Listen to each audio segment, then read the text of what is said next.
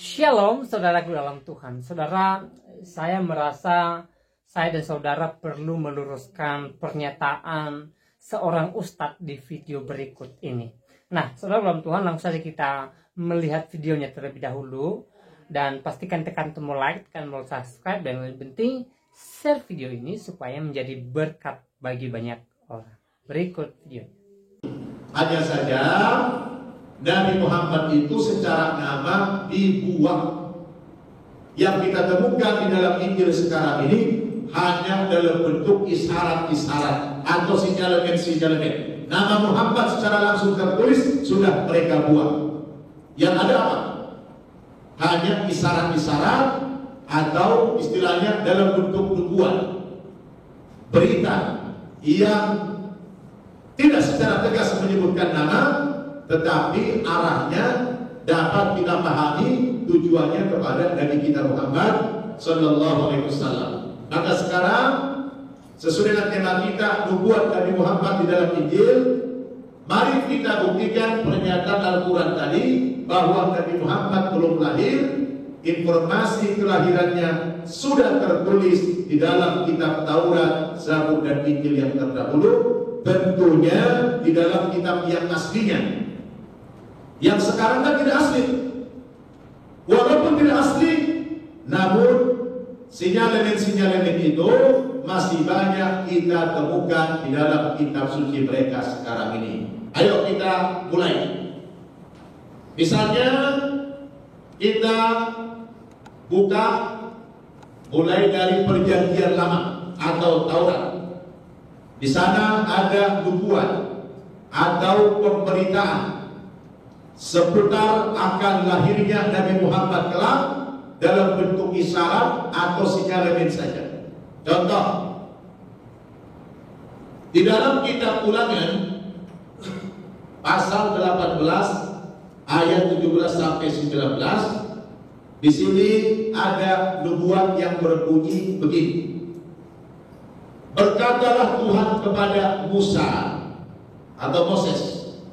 Kata Tuhan kepada Musa, "Hai Musa, aku akan membangkitkan seorang nabi sesudah engkau."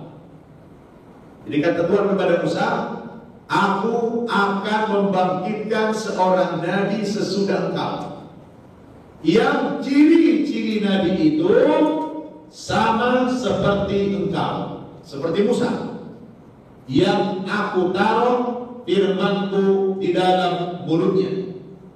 Ia akan mengatakan kepada mereka segala yang kukatakan, segala yang kuperintahkan kepadanya.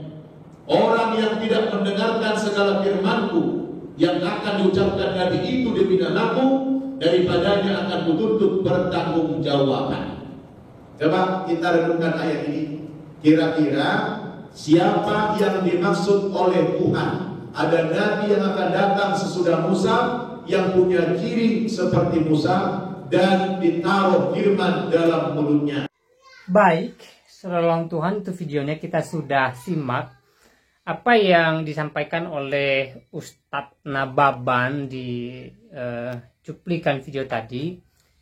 Ya, jelas di sana beliau mengatakan bahwa orang Kristen telah membuang nama Nabi Muhammad di dalam Bible atau di dalam Injil, ya.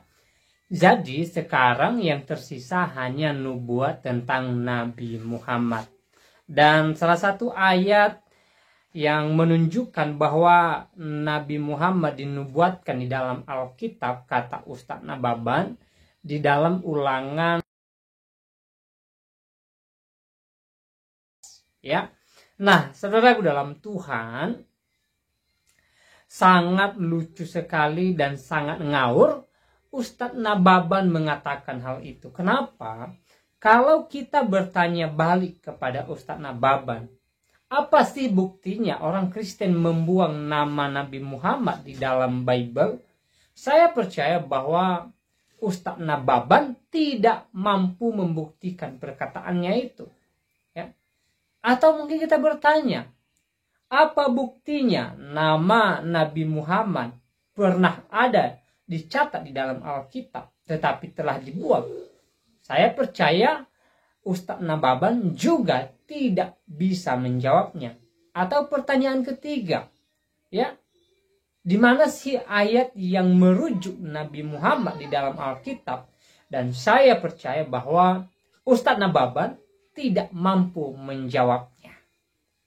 Karena semua orang yang mengklaim bahwa Nabi Muhammad ada di dalam Alkitab, ya, sampai hari ini juga mereka tidak bisa membuktikan hal itu. Sama halnya dengan Ustadz Nababan. Ya, saya percaya bahwa Ustadz Nababan tidak mampu membuktikan apa yang barusan diucapkan di video tadi. Jadi bagi saya apa yang dia katakan itu merupakan klaim kosong. Klaim tidak berdasar dan tidak punya bukti sama sekali. Ya, dia hanya asbun, asal bunyi, ya, tanpa data yang valid. Ya, saudara dalam Tuhan, inilah kualitas Ustadz Nababan. Ya, di depan muridnya dia sok pintar, karena memang murid-muridnya tidak paham Alkitab.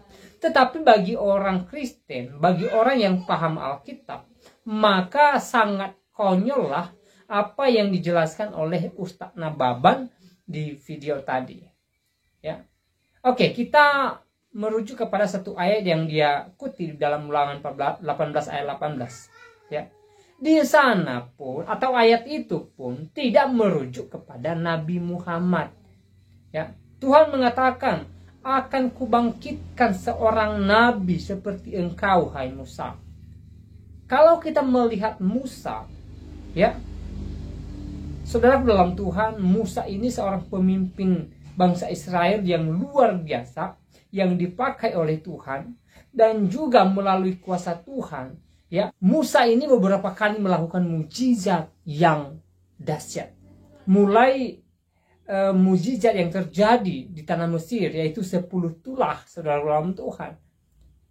Ya, bagaimana dia membelah laut, ya, dan di tengah-tengah laut itu mereka lewat, saudara dalam Tuhan, sehingga mereka tidak mampu dikejar oleh Firaun dan tentaranya.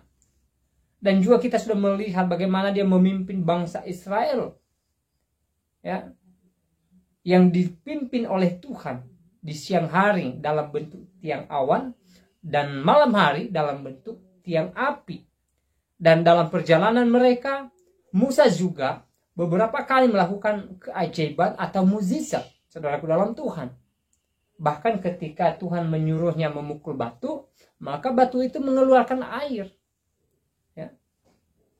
Nah, saudaraku dalam Tuhan, pertanyaan kita, apakah nabinya Ustadz Nababan ini sama dengan Musa?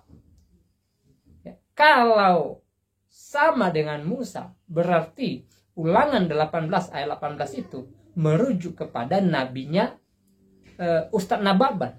Tetapi kalau kemudian nabinya Ustadz Nababan yang dia klaim di dalam Ulangan 18 ayat 18 sebagai nubuatan tentang nabinya tidak sama dengan Musa, belum pernah melakukan mukjizat-mukjizat yang besar seperti yang dilakukan Musa, maka klaim dari Ustadz Nababan runtuh dengan sendirinya. Makanya saya bilang di awal bahwa sangat lucu dan aneh Ustadz Nababan mengatakan bahwa, ya, nama Nabi Muhammad sudah dibuang di dalam Alkitab, yang ada hanya nubuatan tentang Nabi Muhammad. Nubuatan pun saya katakan tidak ada. Dia ambil satu contoh di dalam Ulangan 18 ayat 18. Juga tidak cocok, saudara dalam Tuhan, tidak nyambung sama sekali. Mereka hanya menggunakan ilmu cocokmologi, ya. Mereka hanya menggunakan ilmu cocokmologi. Padahal kalau kita berpikir secara logika, merenungkan Ulangan 18 ayat 18 ini, maka kita bisa menemukan bahwa nabinya Ustadz Nababan ini tidak cocok atau tidak mirip dengan Musa, saudara dalam Tuhan. Tidak mirip dengan Musa. Sekali lagi, kalau nabinya Ustadz Nababan mirip dengan Musa, maka Ulangan 18 ayat 18 ini merujuk kepada nabinya Ustadz Nababan. Tetapi kalau tidak, berarti apa yang disampaikan oleh Ustadz Nababan runtuh dengan sendirinya. Nah, saudara dalam Tuhan, saya tidak terlalu panjang lebar menyampaikan pesan melalui video ini. Selanjutnya silahkan tulis tanggapan di kolom komentar. Tuliskan tanggapan yang baik, yang positif, terutama tanggapan yang memuliakan Tuhan dan yang memberkati banyak orang. Dan kiranya Tuhan Yesus memberkati kita semua. Shalom.